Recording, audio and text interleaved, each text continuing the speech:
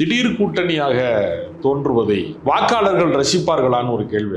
பகிர்ந்து கொள்வதிலே இருக்கிற பிரச்சனை தான் அது பங்காளி சண்டை. அப்ப அந்த சண்டைக்குள்ள ஏன் சேர்ந்தீங்கன்னு ஒரு விளக்கம் வேணும்ல. நல்ல கேள்வி கேளுங்க. அம்மாவுடைய செயல்களை கொண்டு சேர்ப்போம் அப்படின்னு Edappadi his made open statement.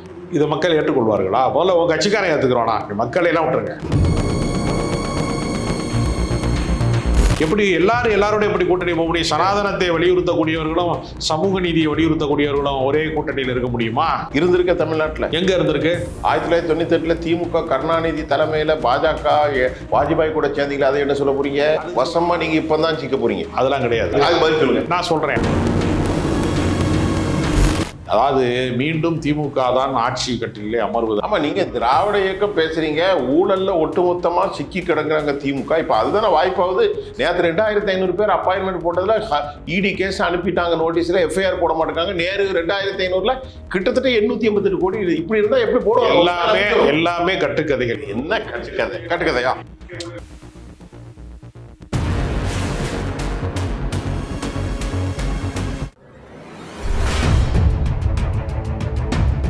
நேயர்களே, இன்றைக்கு நாம மிக முக்கியமான ஆளுமைகளோடு சமகால தமிழ்நாட்டுடைய அரசியல். நேற்று பிரதமர் மோடி, அது மட்டும் இல்லாமல் தேசிய ஜனநாயக கூட்டணியுடைய கூட்டம் மதுராந்தகத்தில் நடந்தது. கூட்டணி தலைவர்கள் அங்கே ஏராளமான பேர் கலந்து கொண்டிருக்கிறார்கள். ஒட்டுமொத்தமாக 8க்கு மேற்பட்ட கூட்டணி தலைவர்கள் அங்கே பங்கு பெற்ற காட்சியும் கூட நாம் பார்க்க முடிந்தது. இந்த நிகழ்ச்சி குறித்து நம்ம பேச போறோம். எமது நிகழ்ச்சிக்கு வந்திருக்கக்கூடிய சிறப்பு விருந்தினர் திரு ராஜகம்பீரனை வரவேற்போம். சார் வாங்க. வணக்கம் ராஜகம்பீரன் சார். இப்போ நேற்றைக்கு பிரதமர் வந்தார். அதில் அமமுக, எடப்பாடி, பாமக, ஜான் பாண்டியன், பாரிவேந்தர், முதலியார், ஜெகன்மூர்த்தி, இப்படி பெரிய. இன்னைக்கு காலையில் பார்க்கும்போது ஒரு நாளிதழ் செய்தி வந்திருக்கிறது. இது உண்மையிலே இவ்வளோ பெரிய கூட்டணி திமுகவுக்கு பெரிய அளவில் டஃப் கொடுக்குங்கிறாங்க. ஓரளவுக்கு டஃப் கொடுக்கும் அப்படிங்கிறாங்க. அவ்வளோ எளிதாக நீங்கள் தள்ளிட்டு போக முடியாது அப்படிங்கிறாங்க. எப்படி பார்க்குறீங்க? திடீர் கூட்டணியாக தோன்றுவதை வாக்காளர்கள் ரசிப்பார்களான்னு ஒரு கேள்வி இருக்கிறது. எப்பொழுதுமே முரண்பட்டவர்கள் கூட்டணி அமைக்கலாம். ஆனால் அந்த முரண்பாடு நட்பு முரணாக இருக்கணும், பகை முரணாக இருக்கக்கூடாது. இங்கே டிடிவி தினகரன் கடந்த 8 ஆண்டு காலமாக எடப்பாடி பழனிசாமியை குறித்து செய்த விமர்சனங்களின் தொகுப்பை பார்த்தா ரொம்ப ரொம்ப அதிர்ச்சிகரமானதாக இருக்கிறது. அவர் ஒரு கல்லாப்பட்டி சிங்காரம், அவருக்கு என்ன தெரியும்? எடப்பாடியோட கூட்டணி போறதுக்கு பிறகு தூக்கு போட்டு தொங்கலாம் என்று அவர் பேசுறாரு. பல இடங்கள்ல பலவிதமா பேசுறாரு. அவர் பாஜகவோட கூட்டணி போவீங்களா அப்படின்னு கேட்டதுக்கு, நான் ஏங்க நடுராத்திரில சுடுகாட்டுக்கு போறேன் அப்படின்னு கேட்கிறாரு. என்ன சொன்னார்? நான் ஏன் நடுராத்திரில சுடுகாட்டுக்கு போறேன் அப்படின்னு கேட்கிறாரு. அப்ப அவர் செய்த விமர்சனங்கள் நீங்க கடந்த மாதம் கூட திருப்பரங்குன்றத்திலே மத கலவரத்தை தூண்டுவதற்கு பாஜக முயற்சி செய்கிறதுன்னாரு டிடிவி தினகரன். எல்லாத்தையும் ஒரு 8 ஆண்டு காலம் ஒருவரை விமர்சித்து விட்டு திடீர்னு போய் அந்த இடத்துல நிற்கிறது மூலமாக அவருக்கு என்ன நிகழ்ந்தது? இடையில ஏன் விமர்சித்தார்? எதற்காக 8 ஆண்டு காலம் கட்சி நடத்தினார்? அம்மா மக்கள் முன்னேற்ற கழகம்னா என்ன? இப்ப நீங்க அண்ணா திமுக தொடங்குவதற்கு என்ன காரணம் சொல்றாங்க? அண்ணா உருவாக்கியது போன்ற ஒரு திமுகவை அன்றைய தலைமை வழிநடத்தவில்லை என்று கலைஞர் மீது குற்றச்சாட்டு சொல்லி அண்ணா உருவாக்கிய திமுகவை உருவாக்க போறேன்னு அண்ணா திமுக உருவாச்சு. அதே போல அம்மா வழிநடத்திய அதிமுகவை போல எடப்பாடி பழனிசாமியினுடைய தலைமை இல்லை என்பதற்காகத்தான் அம்மா மக்கள் முன்னேற்ற கழகம். இது அவர் சொன்னது, நம்ம சொல்லலை. இப்ப திடீர்னு போய் சேர்றாருன்னா அது ஒண்ணுதானே. அவருக்கு வேற ஏதாவது கொள்கை இருக்கா? நீங்க வேற ஏதாவது கொள்கை முரண்பாட்டுல போனா பரவாயில்ல. நீங்க நடந்தது அவரே சொல்றாரு. பங்காளி சண்டை எப்போ வரும்? சொத்து தகராறுல தான் பங்காளி சண்டை வரும். பங்காளி அப்ப பகிர்ந்து கொள்வதிலே இருக்கிற பிரச்சனை தான் அது பங்காளி சண்டை. அப்ப அந்த சண்டைக்குள்ள ஏன் சேர்ந்தீங்கன்னு ஒரு விளக்கம் வேணும்ல. இல்லை, அதுக்கு நேற்று விளக்கம் சொல்றல. நாங்கெல்லாம் அம்மா பெத்த பிள்ளைங்க, அம்மா வளர்த்த பிள்ளைங்க. அதனால எங்களுக்குள்ள முரண் இருக்கு. உலகத்துல யாருக்கு தான் முரண் இல்லை. இனி அடுத்த கட்டம் நல்ல கேள்வி கேளுங்க. அம்மாவுடைய செயல்களை கொண்டு சேர்ப்போம் அப்படின்னு Edappadi his made open statement. இதை மக்கள் ஏற்றுக்கொள்வார்களா? முதல்ல உங்க கட்சிக்காரன் ஏற்றுக்கிறோனா? மக்களை எல்லாம் விட்டுருங்க. உன்னுடைய கட்சியை சேர்ந்த தூத்துக்குடி மாவட்டத்தினுடைய செயலாளராகவும் துணை பொதுச் செயலாளராகவும் இருக்கக்கூடிய மாணிக் ராஜாங்கிறவரு திமுகவில் போய் சேர்றாரு. அவருக்கு என்ன காரணம் சொல்றாரு? எடப்பாடி பழனிசாமி மீது வைத்திருக்கிற விமர்சனங்களிலே இருந்து பின்வாங்கி, திடீரென பின்வாங்கி, எதற்காக டிடிவி தினகரன் எப்படி ஒரு முடிவு எடுத்தாரு? நான் என்ன சொல்றேன், கூட்டணிங்கிறது கால ஓட்டத்தில் நேரத்துக்கு ஏற்றவாறு எடுக்கிறதான் கூட்டணி.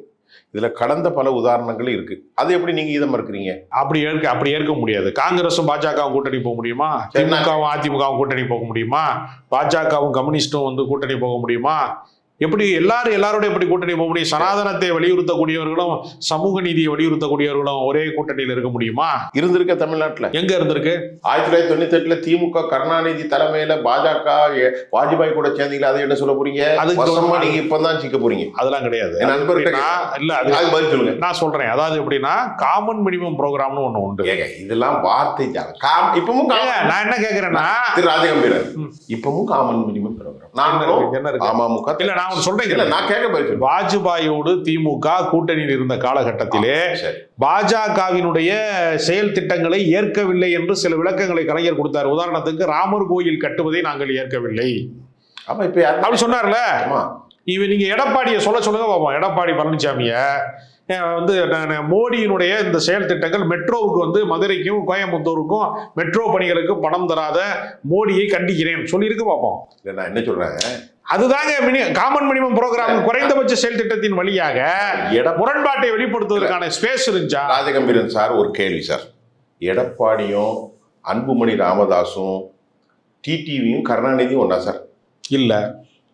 கேள்வி கேட்டே அண்ணாதுரை, தந்தை பெரியார், திரு கருணாநிதி, பெரிய தலைவர் எம்ஜிஆர், இவங்கெல்லாம் அப்படிப்பட்ட கொள்கை வார்ப்பில் தீவிரமான இந்துத்துவ சனாதன மத ரீதியாக இருக்கிற கருணாநிதியே, பண்டார பிரதேசிகள் என்று சொன்ன கருணாநிதியே மருமகனுக்காக சேர்ந்துட்ட கூட்டணி ஒன்று அமைத்து மாடலாக இருந்து மினிமம் காமன் ப்ரோக்ராம்னு சொல்லும் போது டிடிவியும் எடப்பாடியும் சேர்வது நீங்க எப்படி? இல்ல அது அதிகார பகிர்வை தவிர கொள்கை சமரசம் கிடையாது. இப்ப நீங்க கொள்கை சமரசம், அதிமுக பாஜகவோட கூட்டணி போகிறதன் வழியாக வேளாண்மை திருத்த சட்டத்திற்கு ஒப்புதல் வழங்குவதற்கான ஓட்டெடுப்பிலே அவர்கள் வாக்களிக்கிறார்கள். குடியுரிமை திருத்த சட்டம் கொண்டு வருவதற்கு இவர்கள் காரணமாக இருக்கிறார்கள். பாஜக இந்தியாவிற்கு எதிரான கருப்பு சட்டங்களை உருவாக்குகிற போதெல்லாம் அந்த கருப்பு சட்டங்களுக்கு துணை போகிறார்கள். இதுக்கெல்லாம் அந்த மாதிரிலாம் மாற்று கருத்தை சொல்வதற்கு அச்சப்பட்டு கொண்டுலாம் திமுக இருந்திருக்கிறதா? அண்ணா திமுகவே கூட ஜெயலலிதா காலத்துல அப்படி கிடையாது. இல்ல, இப்போ ஒரு அரசியல்வாதினாலே ஒரே புத்தி தான். 1993 92 ராம ஜென்மபூமி கட்டி உடைச்ச பிறகுதான் 98 திமுக கூட்டணி சேருது. அதே மாதிரி இப்படி எல்லா இடங்களிலும் ஒரு கூட்டணி ஒரு காமன் மினிமம் ப்ரோக்ராம்ஸ் அடிப்படையில் நடக்குது. இப்ப நான் என்ன கேட்கிறேன், அதை விட்டுருங்க. திரு ராஜகம்பீரன், இப்ப இந்த தலைவர்கள்லாம் பாத்தீங்கன்னா, நான் கணக்கு பண்ணி பார்த்தேன், இன்று காலையில 35% வாக்குகள் வருது. அது திமுகவுக்கு சில சிக்கல்கள் உருவாக்கும். திமுகவுக்கு என்ன வாக்கு சதவீதம் இப்போது கூட்டணியோடு சேர்ந்து இருக்கு தெரியுமா? 40%, 42% மேலாக இருக்கிறது. அதாவது ரொம்ப துல்லியமாக கணக்கு போடுறவங்க என்ன சொல்றாங்கன்னா 45-10% கூடுதலா இருக்கு. இப்போ எதற்காகனா, நீங்க ஒரு விஷயம் இருக்கு, காங்கிரஸ் நீண்ட காலமாக பயணிக்கிறது, கம்யூனிஸ்ட் கட்சி நீண்ட காலமாக திமுகவோடு பயணிக்கிறது, விசிக நீண்ட காலமாக திமுகவோடு பயணிக்கிறது, அவங்களுடைய மனிதநேய மக்கள் கட்சி, இந்திய யூனியன் முஸ்லீம் லீக் போன்ற அமைப்புகள் நெடுந்தூரம் பயணிக்கிறார்கள். நீங்க அப்படி யாருமே நெடுந்தூர பயணமே இல்லையே. உங்க கூட்டணியில இருந்த ஆட்களே வெளியேறி போயிட்டு மறுபடியும் உங்க கூட வர்றத மெகா கூட்டணி சொல்றது காமெடியா இல்லையா? டிடிவி தினகரன் யாரு? இரட்டை இலை சின்னத்திலே தேனி நாடாளுமன்றத்திலே எம்பியா அடையாளம் பெற்றவர் தானே. உங்க கட்சிக்காரனே கொஞ்ச நாள் உங்களோட முரண்பட்டு வெளியில இருந்துட்டு மறுபடியும் உள்ள வரும்போது மெகா கூட்டணியா எப்படி மாறாங்க? உங்க கட்சிக்காரன் தானே. எப்படி மெகா கூட்டணியில சேரும்? மெகா கூட்டணிங்கிறது என்ன? பெரிய ஒரு மாபெரும் ஆளுமை மிக்க ஒரு அரசியல் கட்சி. இப்ப நீங்க தமிழ்நாட்டில் பாஜக மிகப்பெரிய ஆளுமை மிக்க அரசியல் கட்சி வரிசையில் இருக்கா? 11% வச்சிருக்காங்க. அது கடந்த முறை நாடாளுமன்ற தேர்தல் என்று வருகிற போது வாக்களிப்பது என்பது வேறு. சட்டப்பேரவைக்கான தேர்தல் என்பது ஸ்டாலின் வேண்டுமா வேண்டாமா என்பதற்கான தேர்தல். இங்கு தேசிய கட்சிகளுக்கு வேலையே கிடையாது. அது காங்கிரஸ் கட்சியாக இருந்தாலும் சரி, இல்லை நீங்க பாஜக போன்ற வலதுசாரிகளாக இருந்தாலும், யாரா இருந்தாலும் இங்கு நடக்கிறது சட்டப்பேரவை தேர்தல். இங்கு இருதுருவ அரசியல் தான். திமுகவா அதிமுகவா என்கிற அரசியல் தான் இங்க. நீங்க இவர் வந்துட்டாரு, அமித்ஷா வந்துட்டாரு, பியூஷ் கோயல் வந்துட்டாரு, அவர் வந்துட்டாரு, மோடி வந்துட்டாருன்னா, மோடிக்கு தமிழ்நாட்டில் என்ன வாக்கு சதவீதம் இருக்கு? அவர் போய் விவேகானந்தர் பாறையில போய் உட்கார்ந்தாரு. நாடாளுமன்ற தேர்தலுக்கு முன்பு போய் தியானம் இருந்தாரு. ஏதாவது தமிழ்நாட்டுல ரியாக்ஷன் உண்டா? நீங்க இப்படி பேசக்கூடாது. நான் என்ன கேட்கிறேன், கருணாகராஜன் ஆர்கே நகர்ல நிற்கும் போது 2.5%, நோட்டாக்கு கீழே.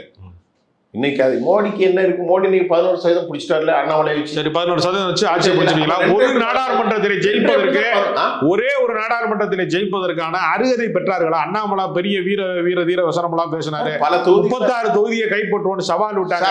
நீங்க அதாவது நீங்க என்ன இருக்குன்னு கேட்ட கேள்விக்கு தான் நான் பதில். திமுகவுக்கு அதை வச்சு என்னங்க பண்றது? 8.22% இருக்குன்னு சீமான் சொல்றாரு. ஒரு எம்எல்ஏ உண்டா? ஒரு எம்பி உண்டா? கவுன்சிலர் உண்டா? நகர்மன்ற தலைவர் உண்டா? அதை வச்சுட்டு என்ன பண்றேன்னா உங்களுக்கு பதில் சொல்றேன். வரலாற்றை கொஞ்சம் பின்னோக்கி பாருங்க. 49 ராபின்சன் பூங்காவில் பேரறிஞர் அண்ணா கட்சி, 52 போட்டி, 57 போட்டி, 62 போட்டி, 67 ஆட்சி வந்துட்டா. அதே மாதிரி நாளைக்கு வர மாட்டாங்களா? யார் வருவா? பிஜேபி. எப்படி வர முடியும்? அன்னைக்கு திமுக வந்ததுல 49, 52, 57. தமிழ்நாட்டு மக்களினுடைய நலன்களுக்கு எதிராக செயல்படுகிற ஒட்டுமொத்த தமிழர்களும் வெள்ளத்திலே மிதக்கிற போது அதை தேசிய பேரிடராக அறிவிக்க முடியாது, வெள்ள நிவாரணம் தர முடியாது என்று சொல்லக்கூடிய ஒரு அரசியல் கட்சி, நீட்டை விளக்க முடியாது என்று சொல்லக்கூடிய ஒரு அரசியல் கட்சி, மெட்ரோவுக்கு பணம் தர மாட்டோம் என்று மறுக்கிற ஒரு ஒன்றிய அரசாங்கம் பாஜக, அப்படிங்கிற ஒரு சூழல்ல இருந்து நீங்க பார்க்கணும். தேசிய கல்விக் கொள்கையில 3500 கோடி தர வேண்டிய நிலுவைத் தொகையை விடுவிக்க மறுக்கிறவர்கள், நாம ₹1 ஜிஎஸ்டி கட்டினா நமக்கு 28 பைசாவை திருப்பி தந்துட்டு உத்தரப்பிரதேசம் போன்ற மாநிலங்களுக்கு 7% திருப்பி கொடுக்கிறார்கள், ₹7 திருப்பி கொடுக்குறாங்கன்னு சொல்லக்கூடிய அளவிற்கு பாரபட்சம் காட்டக்கூடிய இவர்களுக்கு தமிழர்கள் எப்படி வாக்களிப்பார்கள்? எய்ம்ஸ் மருத்துவமனை இன்றைக்கு வரைக்கும் கட்டும். ஆமா, நீங்க திராவிட இயக்கம் பேசுறீங்க, ஊழல்ல ஒட்டுமொத்தமா சிக்கி கிடங்குறாங்க திமுக. இப்ப அதுதானே வாய்ப்பாவது. நேற்று 2500 பேர் அப்பாயின்மெண்ட் போட்டதுல இடி கேஸ் அனுப்பிட்டாங்க, நோட்டீஸ்ல எஃப்ஐஆர் போட மாட்டாங்க. நேரு 2500ல கிட்டத்தட்ட 888 கோடி. இப்படி இருந்தா எப்படி போடுவாங்க? எல்லாமே கட்டுக்கதைகள். எப்படி 1,76,000 கோடி என்று அலைக்கற்றை ஊழல்ல சொன்னாங்க, கடைசியில் நிரூபிக்க முடிந்ததா? ராசா மீது அபாண்டமான குற்றச்சாட்டுகளை சொன்னார்கள், நிரூபிக்க முடிந்ததா? நிரூபிக்க முடியாதுங்க. ஈடியால நிரூபிக்கப்பட்ட வழக்குகளுடைய சதவீதமே 1% கூட இல்லைங்க. 0.5, 0.5% தாங்க அவங்க நிரூபிச்சிருக்கிறாங்க. ஈடிக்கு சாதாரண போலீஸுக்கு உள்ள வித்தியாசம் என்ன? நீங்க ஒன்றும் இல்லை, ஒரு காவல்துறை உங்கள் மீது ஒரு வழக்கு பதிவு செய்கிறது என்றால், உங்க மேல ஒரு திருட்டு கேஸ் போடுறான், கொலை கேஸ் போடுறான், ஏதோ ஒரு கேஸ் போடுறான்னா யார் வழக்கு பதிவு செய்கிறார்களோ அவர் நிரூபிக்க வேண்டும். காவல்துறை சொல்லணும், இந்த இடத்துல திருடி இருக்கான், இன்னும் பொருள் எடுத்தாங்க, கைரகப்படுத்திருக்குங்க அப்படின்னு சொல்லி தடயவியல் நிபுணர் மூலமா சான்றளிக்கணும் நீதிமன்றத்தில் போய். அமலாக்கத்துறை ஒருவன் மீது குற்றச்சாட்டு சொன்னால் அதை நிரூபிக்க வேண்டிய அவசியமே கிடையாது. அதனாலதான் எதிர்கட்சிக்காரன் வீட்டில் மட்டுமே போறான். நீங்க அஜித் பவார் 1000 கோடி ஊழல்னா இப்ப எந்த கூட்டணியில் இருக்கிறாரு? இந்தியாவினுடைய மாபெரும் வாஷிங் மிஷினே பாஜக. 70,000 கோடி, ஆயிரக்கணக்கான கோடின்னு சொன்னா இல்லையா? அப்ப என்ன நடந்துச்சு? நேற்று மோடி என்ன சொன்னாரு? பிரதானமாக வாரிசுக்கு இருக்கக்கூடாது, ஊழலை ஊருக்கு அனுப்பணும், ஊழல் கட்சியா இருக்கணும், இதைத்தானே பேசுறாங்க. அப்ப ஊழலே வாரிசு அரசியல் என்று பேசுவதே அயோக்கியத்தனமானது. பீயூஷ் கோயல் யாரு? சரி, எல்லாருமே வாரிசு அரசியல் தான். இதற்கு எல்லா கட்சியிலையுமே வாரிசுகள் கோலோச்சுகிறார்கள். வாரிசு அரசியலுக்கு எதிராக ஆரம்பிக்கப்பட்ட மதிமுகவிலேயே துரை வைகோ என்று சொல்லக்கூடிய தன்னுடைய வாரிசை தான் முதன்மை செயலாளராக அவரை முன்னிலைப்படுத்தி கொண்டிருக்கிறார். இந்தியா முழுக்க வாரிசு அரசியல் என்பது அமித்ஷா மகன் ஜெய்ஷா முக்கிய பொறுப்புகள் வைக்கிறார். அதனால இந்த கட்சி அந்த கட்சி என்றெல்லாம் வேறுபாடு இல்லை. வாரிசு அரசியல் என்பது ஒரு குறிப்பிட்ட கட்சிக்கானது அல்ல, திமுகவுக்கானது என்று நம்ம சொல்லவே முடியாது. அதிமுகவில் ஓபிஎஸ் மகனுக்கு சீட்டு கொடுத்தாங்க கடந்த காலங்களில், ரவீந்திரநாத்துக்கு. அதே மாதிரி பல பேர், ஜெயக்குமார் மகன் அரசியலில் போட்டிட்டார். எல்லா இடங்களிலேயுமே அது சகஜமாகி விட்டது. அதை சொல்லக்கூடாது. வாக்காளர்களுக்கு அந்த அதிகாரம் இருக்கிறது. உதயநிதியை நீங்க வாரிசாக நியமித்தார்கள் அந்த கட்சியிலேனா, சட்டமன்ற உறுப்பினராக மக்கள் தேர்வு செய்யாம விட்டுட்டா அவர் எம்எல்ஏவே ஆக முடியாது. சரி, நிராகரிக்கக்கூடிய உரிமை, அதிகாரம் மக்களுக்கு இருக்கு. சரிங்க, இப்ப நேற்று மதுராந்தகம் கூட்டணி, இதுல என்ன இம்பாக்ட் வரும்? சரியா சொல்லுங்க, நடுநிலையோட சொல்லுங்க. மதுராந்தகம் கூட்டத்தில் ஒரு மாநில தலைவர்கள் ஏறிட்டாங்க, எல்லாருமே துக்கடாக்கடாங்க. எதுவுமே நீங்க யாருக்காவது ஆளுமை மிக்க தலைவர்கள் என்று நீங்கள் யாரையாவது ஆற்றல் மிக்க தலைவர்கள், தமிழ்நாட்டினுடைய வரலாற்றை திசை திருப்பக்கூடிய ஒரு தலைவர் அந்த மேடையில யார் இருந்தா சொல்லுங்க? பாமக பாதி பாமகவாக இருக்கிறது. அன்புமணிக்கும் ராமதாஸுக்கும் முட்டிக்கிட்டு நிற்கிது. ஏற்கனவே வாக்கு சதவீதம் ரொம்ப குறைவான வாக்கு சதவீதம், 4% தான் உங்களுக்கு இருக்கு. அதை 2ஆ உடைச்சிட்டு நிற்கிறாங்க.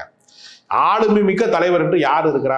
நீங்க அமமுக என்பது கடந்த காலங்களில் என்ன ஆச்சு? முக்குளத்தோருக்கு ஆதரவாக இருந்த அதிமுகவை கொங்கு மண்டலத்துக்காரர்கள் கைப்பற்றி விட்டார்கள் என்று கோபத்துல இருந்தவர்கள் அந்த சமூக மக்கள் தான் அது அந்த கட்சியில இருந்தான். நீ அங்கே போய் எடப்பாடிக்கு ஓட்டு கேட்கறதுக்கு நான் ரெடி ஆயிட்டேன்னு சொன்னா அந்த சமூக மக்கள் வந்து டிடிவி தினகரனை கைவிட்டுருவான். ஓட்டு போட மாட்டாங்க. ஓட்டு போடவே மாட்டேன். ஆளுமை மிக்க தலைவர்கள் என்று யார் இருக்கிறா? இப்ப டிடிவி வச்சு லாபமா இல்லையா? டிடிவியை வச்சு எடப்பாடிக்கு லாபமா? அண்ணா திமுக ஒண்ணா வருது, எடப்பாடியுடைய ஓட்டத்தான் டிடிவி பிரிச்சாரு. ரெண்டு பேர் நிற்கும் போது இந்த முடிவை அனைத்து இந்திய அண்ணா திராவிட முன்னேற்ற கழகத்தினுடைய தலைமை கழகத்திலே இருந்து கொண்டு எடப்பாடியும் டிடிவி தினகரனும் தங்கள் கட்சிக்காரர்கள் முன்னிலையில பேசி, வேண்டிய தலைவர்கள் மூத்த தலைவர்கள் முன்னிலையில பேசி இணக்கத்தை கண்டால் அதனுடைய ரிசல்ட் வேற. எங்கோ இருந்து பியூஷ் கோயல் உங்க பஞ்சாயத்து பண்றாருன்னா, எம்ஜிஆர் மாளிகையிலே தீர்க்கப்பட வேண்டிய பிரச்சனை எல்லாம் டெல்லியிலே தீர்க்கப்படுகிறது என்று சொன்னால் உங்களுக்கு என்ன ஆளுமை இருக்கிறது? நான் கேட்கிறேன். எடப்பாடி தலைமை என்று சொன்னால் எடப்பாடி தானே இந்த பிரச்சனையை தீர்க்கணும். அதிமுகவில் இருந்து பிரிந்து சென்றவர்களை சேர்ப்பதற்கான அதிகாரம் எடப்பாடி பழனிசாமிக்கு இருக்கிறது, ஓபிஎஸ்க்கு இருக்கிறது, சசிகலாவுக்கு இருக்கிறது. உங்களுக்குள் பங்காளி சண்டையை நீங்கள் தீர்க்காமல் பகையாளியின் மூலமாக நீங்கள் ஒன்று கொடுக்கிறீர்கள் என்றால் அவர்கள் உங்களுக்கு மட்டும் பகையாளிகள் அல்ல, ஒட்டுமொத்த தமிழ்நாட்டினுடைய நலன்களுக்கும் அவர்கள் பகையாளிகளாக இருக்கிறார்கள், நலத்திட்டங்களுக்கு எதிராக இருக்கிறார்கள். நீங்க திடீர்னு பாருங்க, மகாத்மா காந்தி பேர்ல 100 நாள் வேலை திட்டத்தை கொண்டு வர்றதுல மகாத்மா காந்தி பேரை நீக்கி விட்டுட்டு அந்த வேலை வாய்ப்பை மாநில அரசின் மீதான சுமையாக மாற்றி அதுக்கு வேலைக்கு உத்தரவாதம் இல்லாமல் செய்து விட்டார். எல்லாவற்றிலையுமே மிக மோசமான ஒரு சூழ்நிலையை, சாதி கலவரத்தை, மத கலவரத்தை மட்டுமே நம்பிக்கொண்டு ஆட்சி நடத்தக்கூடிய டபுள் இன்ஜின் சர்க்கார் நேற்று மோடி. டபுள் இன்ஜின் சர்க்கார் தான் மணிப்பூர்ல நடந்துச்சு, டபுள் இன்ஜின் சர்க்கார் தான் குஜராத்தில் நடந்துச்சு. அங்கெல்லாம் கலவரங்களிலே கொல்லப்பட்டார்கள், சாமானியர்கள் கொல்லப்பட்டார்கள், பெண்கள் பாலியல் வன்புணர்வு செய்யப்பட்டார்கள், பாதுகாப்பற்ற சூழல் அங்கே உருவானது. அதை வைத்துக் கொண்டு அந்த மாதிரியான அரசியலாம் தமிழ்நாட்டிலே நிகழ்த்தவே முடியாது. இப்ப நேற்று மோடி பேசும்போது திருப்பரங்குன்றத்தை கோட்பட்டார். திமுக என்ன செய்து அவர்களுடைய வாக்கு வங்கியை திருப்திப்படுத்துறாங்க, முருகனுக்கு ஒரு எண்ணெய் கூட ஊத்த முடியாதா அப்படின்னு கேட்கிறார். முருகனுக்கு தீபம் கூட ஏற்ற முடியாதா? முருகனுக்கு தீபம் ஏற்றப்பட்டு விட்டது, கலவரக்காரர்களுக்கு தான் தீபம் ஏற்ற முடியும். தீப்பந்தம் ஏற்ற முடியவில்லை, தீபம் ஏற்ற முடிகிறது தமிழ்நாட்டில். தீப்பந்தம் ஏற்ற முடியவில்லை, கலவர தீயை பற்ற வைக்க முடியவில்லை என்று நீங்க பகிரங்கமா சொல்லுங்க. மணிப்பூரை போல தமிழ்நாடு பற்றி எரிய ஏன் மறுக்கிறது என்று கேட்கிறார் மோடி. நீ இந்தியாவுக்கே தலைமை அமைச்சராக இருக்கலாம், ஆனால் நீ கலவரம் செய்வதற்காக மதுரைக்காரர்களை நீ திருப்பரங்குன்றத்தை அயோத்தியாக மாற்றுவோம் என்று சொன்னால் ஒரு நாளும் நீங்கள் திருப்பரங்குன்றத்தை எடப்பாடி டிடிவிக்கெல்லாம் கொஞ்சம் கஷ்டமா தானே இருக்கும் இப்படி பேசும்போது அப்படின்னு நீங்க நினைக்கிறீங்க. அவர்கள் விசாரணை வளையத்திற்கு அஞ்சு கொண்டு, சிபிஐக்கு அஞ்சு கொண்டு, அமலாக்கத்துறைக்கு அச்சப்பட்டு கொண்டு ஒரு கூட்டணியை நிகழ்த்தி கொண்டிருக்கிறார்களே தவிர இது கொள்கை கூட்டணியா? நான் கேட்கிறேன். சரி, இறுதியான ஒரு கேள்வி. இந்த கூட்டணியுடைய ஒட்டுமொத்த பெர்சன்டேஜ் எவ்வளவு ஓட்டு வாங்குவோம்? அதாவது மீண்டும் திமுக தான் ஆட்சி கட்டிலே அமர்வதற்கான எல்லா இதுலையும் இருக்கு. 2வது இடத்தை பிடிப்பதற்கு அதிமுகவை கீழே தள்ளி விட்டு அந்த 2வது இடத்தை பிடிப்பதற்கு பாஜக முயற்சி செய்கிறது.